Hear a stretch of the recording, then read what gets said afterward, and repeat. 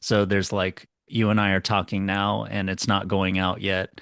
Later on, people are hearing it. And they're listening, they're thinking maybe they're cooking something, they're driving or something, and maybe they talk about it with a friend or husband or wife or something, and it becomes something else. And then maybe they feed it back into the comments. Someone else reads that comment. Yeah, I like that whole dynamic. And I've noticed when I read the comments, yeah, I feel like it's part of the conversation. And I'm glad that I didn't have a sort of narcissistic response of sort of like this feeling that this is something that we're the author of, bestowing it from on high to other people, and they can praise, but they don't engage as an equal. I was glad that I didn't feel that way, and that it's kind of, yeah, it's this kind of living thing, and I feel the hunger for that kind of.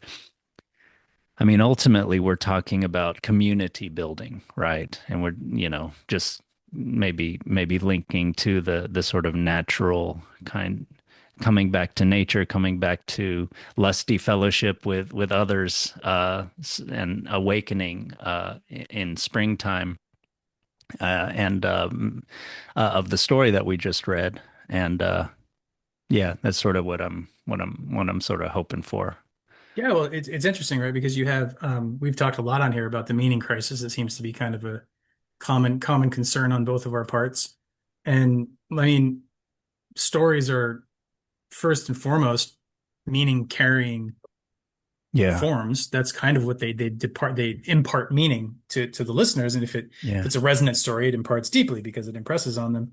yeah. And a community, like you're saying, whether it's like you were saying with the geniuses earlier, whether it's like a society or whether it's just like the community of people who watch this podcast or comment on the podcast or whatever, the to greater and lesser degrees, the thing that makes a community is a shared story. It's something, some shared meaning, some shared thing that everybody sort of groups around. So Mm, whether it's like, the Constitution in America, or the monarchy in back when, Robin's sort of the stand-in for the noble king. So the noble king mm, figure is sort of, it creates some sort of a structure that the community that is the nation is sort of grouped under sort of his auspice, the royal mm. family, whatever it is.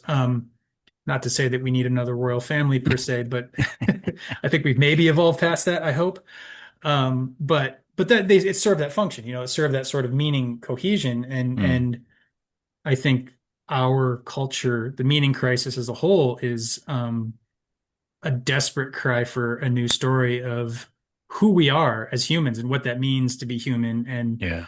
all that stuff. If we can actually, if somebody can come up with a new story that resonates deeply enough with everyone. And this isn't going to be, oh, Yeah. I asked ChatGPT and it gave me an answer. Like I just thought about it for a few minutes and it gave me an answer. Pretty much the same thing.